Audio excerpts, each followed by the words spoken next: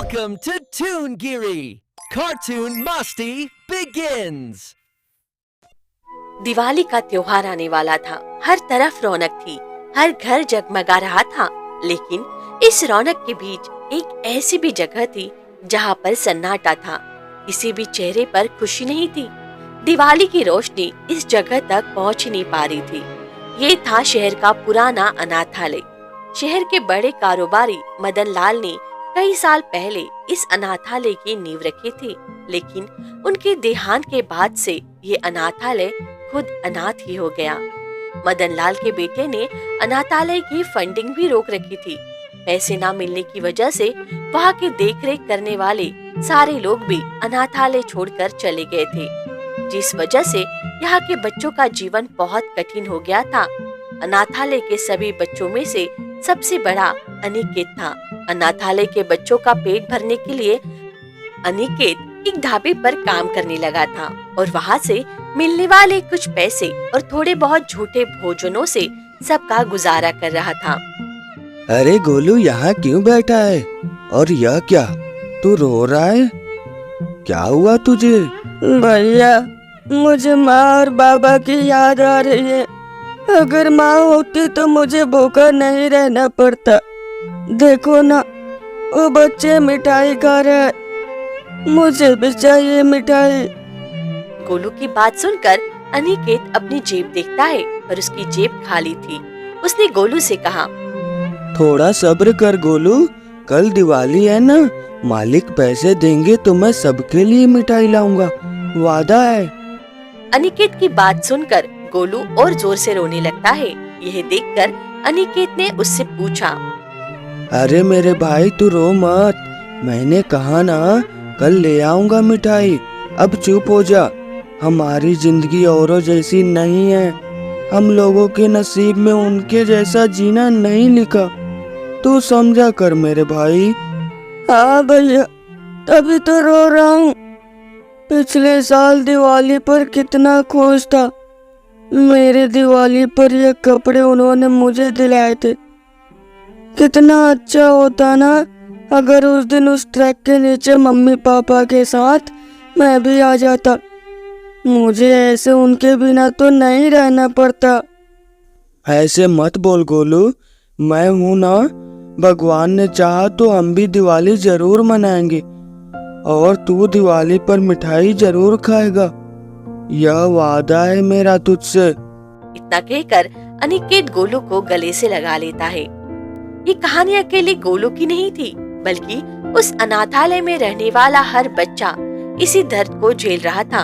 एक तो अपनों से बिछड़ जाने का गम, ऊपर से भूख और गरीबी की मार से बच्चे बेहाल थे।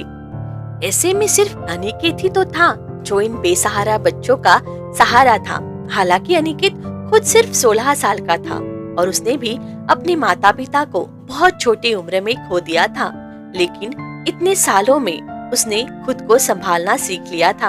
अपनी जरूरत से ज्यादा उसे अनाथालय के बच्चों का ख्याल आता था। अगले दिन ढाबे का सारा काम करने के बाद उसने अपने मालिक से कहा, मालिक, दिवाली है, कुछ पैसे। अनिकेत की बात सुनकर ढाबे के मालिक ने उसके हाथ में 10 रुपए का नोट रख दिया और वापस अपने काम में लग गया। अनिकेत 10 रुपए देखकर उदास हो गया। वो चुपचाप वहाँ से चला गया। अनिकेत को उम्मीद थी कि उसका मालिक उसे इतने पैसे तो दे ही देगा जिससे अनाथालय के बच्चे दिवाली मना सकेंगे, लेकिन उसकी ये उम्मीद बुरी तरह से टूट चुकी थी। वो बहुत उदास था, फिर भी ढाबे का काम में लगा हुआ था।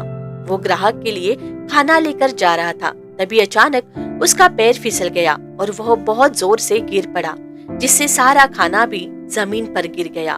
ये देखकर ढाबे का मालिक गुस्से से बोला, ये क्या किया तूने? सारा खाना जमीन पर गिरा दिया। इसके पैसे कौन भरेगा? तू या तेरा मरा हुआ बाप? अभी का भी 10 रुपए निकाल और पूरी बर्तन धोएगा तू। काम धाम तो होता नहीं तेरे से, जब देखो सिर्फ पैसे मांगते रहता है। अपने मालिक की बात सुनकर अनिकेत रोने लगा। गिरने की वजह से उसे पहले से ही चोट लगी थी, लेकिन ढाबे के मालिक को उस पर बिल्कुल भी दया नहीं आ रही थी। वो लगातार अनिकेत पर चिल्ला ही जा रहा था। ला वो पैसे दे जो अभी मैंने तुझे दिए थे, वापस कर।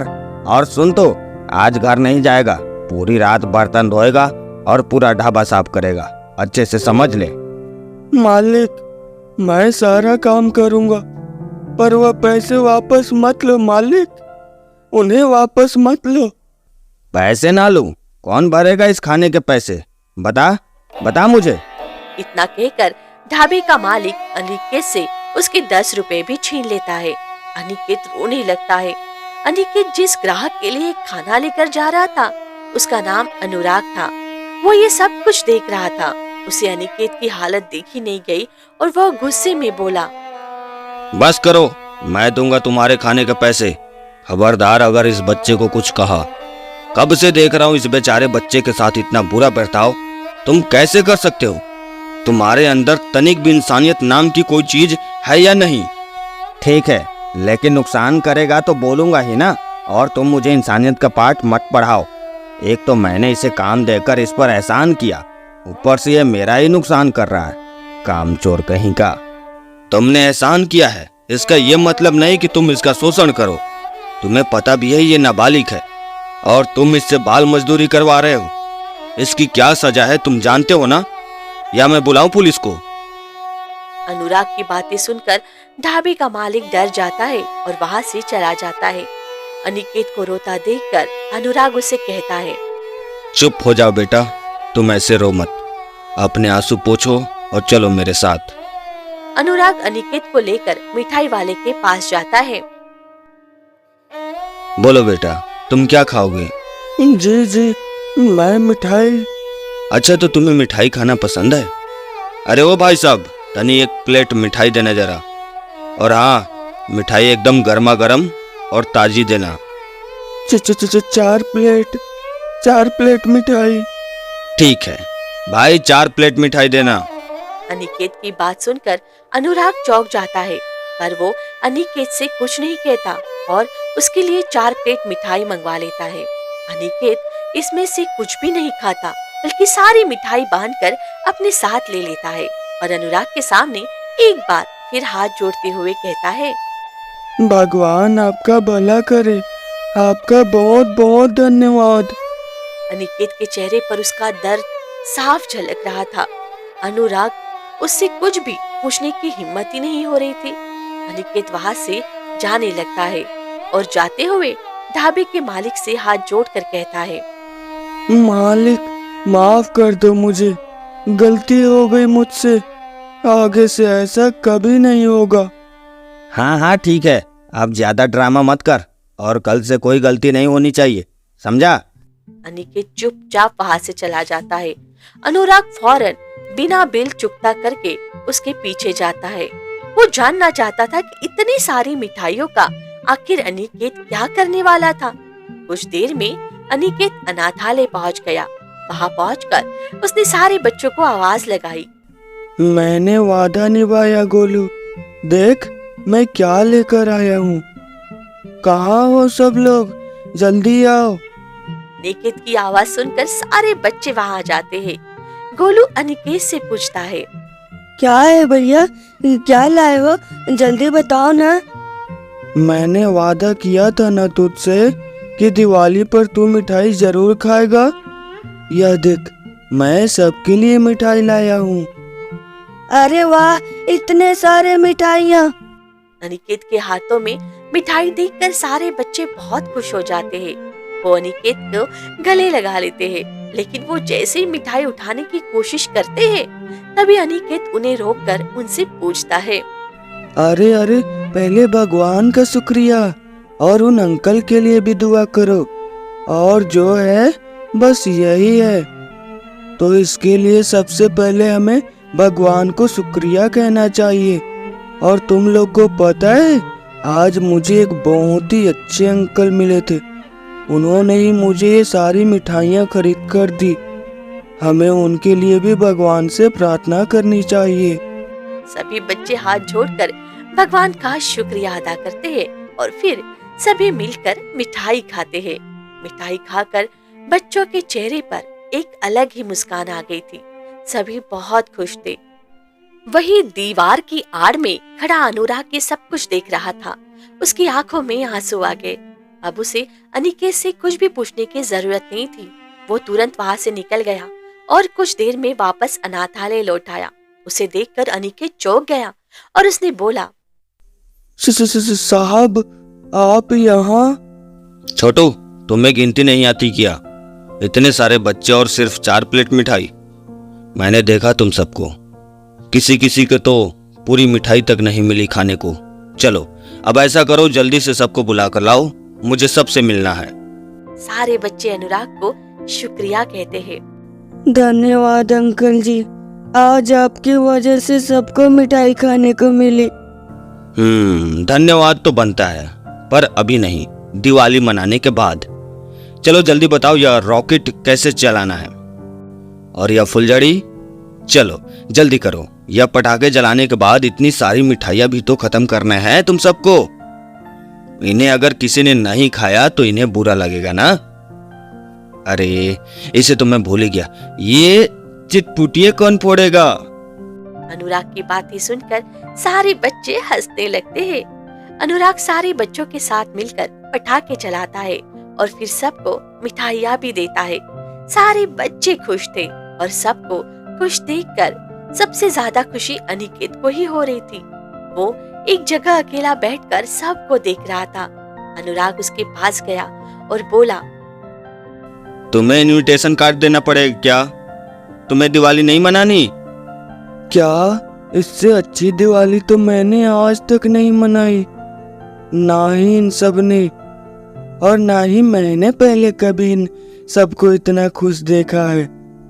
आप भगवान बनकर आए हो साहब। नहीं नहीं बेटा। अच्छा तुम उस ढाबे में काम क्यों करते हो? वो मालिक तुमसे इतना बुरा बर्ताव करता है, फिर भी क्यों जाते हो वहां काम करने?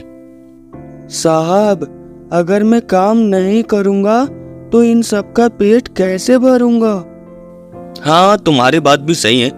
मेरे पास तुम्हारे लिए काम है जहां कोई तुम्हें डांटेगा नहीं और सबको 3 वक्त का खाना भी मिलेगा। शर्त यह है कि तुम्हें पूरी मेहनत से वो काम करना होगा और तुम्हारे साथ साथ इन सभी बच्चों को भी वह काम करना होगा। तुम सबके साथ कल सुबह तैयार रहना, मैं लेने आऊंगा, ठीक है? सच में? क्या आप सच कह रहे हैं साहब? हम सबको 3 टाइम का खाना मिलेगा? मैं करूंगा साहब। लेकिन ये सारे, इनमें से कई तो अभी बहुत छोटे हैं साहब, काम नहीं कर पाएंगे। अरे थोड़ा सब्र रखो, इतनी जल्दी भी क्या है, काम तो तुम सबको करना ही है। इतना बोलकर अनुराग वहां से चला जाता है। अगले दिन वह सभी बच्चों को एक स्कूल बस में बिठाकर एक बड़े से स्कूल में ले गया। वहां पहुंचकर अनिकेत अनुराग से बोलता है, अच्छा तो यहाँ काम करना है साहब, बताइए हमें क्या करना है? ऐसा करते हैं, हम सारे बड़े बच्चे मुश्किल और भारी काम करेंगे, बाकी ये छोटे बच्चे आसान काम कर लेंगे। ज्यादा मत सोचो निकेत, ये स्कूल मेरा है और आज से तुम सब मेरी जिम्मेदारी हो। आज से कभी मत सोचना कि तुम सब अनाथ हो, क्योंकि मैं हूं ना तुम सबके साथ, और तुम सभी इस स्कूल में पूरी मेहनत से पढ़ाई करोगे, समझे? आज से यही तुम्हारा काम है। साहब पर हम सब कैसे यहाँ पढ़ाई कर सकते हैं? हमारे पास तो। अनुराग की बात सुनकर सारे बच्चों की आंखों में आंसू आ गए। सभी अनुराग को धन्यवाद कहते हैं। उसी दिन के बाद से सब कुछ बदल गया। अनुराग वो इंसान था जिसने दीपक बनकर इस दिवाली सारे बच्चों की जिंदगी को रोशन कर दिया था। उसमें से अब कोई भी उदास नहीं था और ना ही कोई अनाथ। उस दिन से सब कुछ बदल गया। अनुराग दीपक बनकर आया और बच्चों की जिंदगी रोशन कर दी। हर दिवाली किसी की जिंदगी को रोशन करे। आप सभी को हमारी ओर से दिवाली की बहुत बहुत शुभकामनाएं। Thanks for watching. See you soon on Toon Geary.